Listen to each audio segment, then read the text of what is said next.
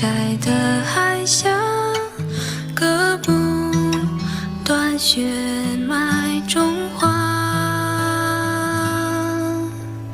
该回家了，别再让情人时常牵挂。一缕浓浓的乡愁，苦涩了多少春秋冬夏。等你回家，一家人不说两家话，要来离家期，期待团聚中秋月光下。国际社会的当务之急是推动停火止战，实现和平。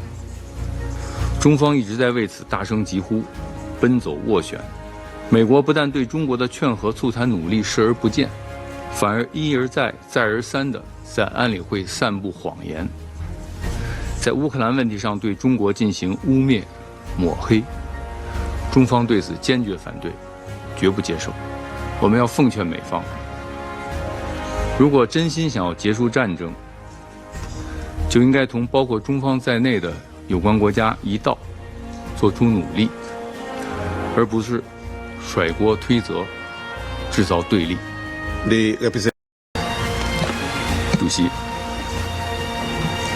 美国代表刚才的发言我们已经听过很多遍了，应该说了无新意。在乌克兰问题上，美方与其大唱高调，不如真正为推动和谈、缓解危机做出一些切实的努力。我们呼吁美国代表在这个大厅里停止无聊的指责游戏。Don't bark up the wrong tree. Now, is the United States in a position to be a world leader today, even if other countries were desirous of that? When the Soviet Union dissolved in December 1991, the policymakers in the United States, the security leaders in the United States said, oh, we're all alone. We're the world's sole superpower. What emerged was an incredible hubris, an incredible arrogance. Not only is the U.S. the sole superpower, but we can do what we want. We can go to war where we want. We can overthrow governments where we want. And in the meantime, China has become, of course, a world-leading power. Russia has become a lot more powerful. India is becoming a world-leading power, the most populous nation in the world. So you have many superpowers right now. And what's happening in Washington is sheer shock and anxiety and being completely delusional, thinking, oh, well, that'll go away. We still run the world. Now, Biden is the most delusional of all because he's the one that lives most in the past.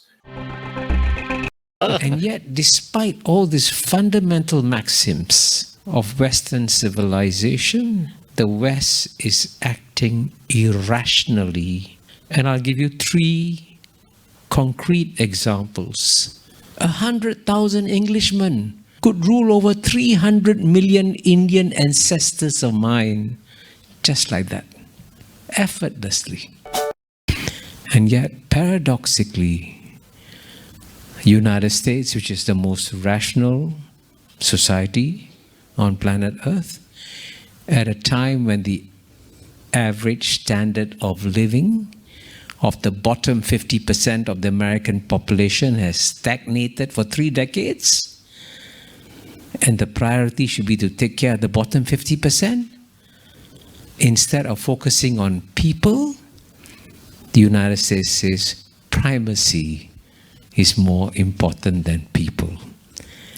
Any country that chooses primacy over the well-being of its own people is making an irrational decision, and nobody questions it. For the past 45 years, No major war. there's been no major war. This did not happen by accident.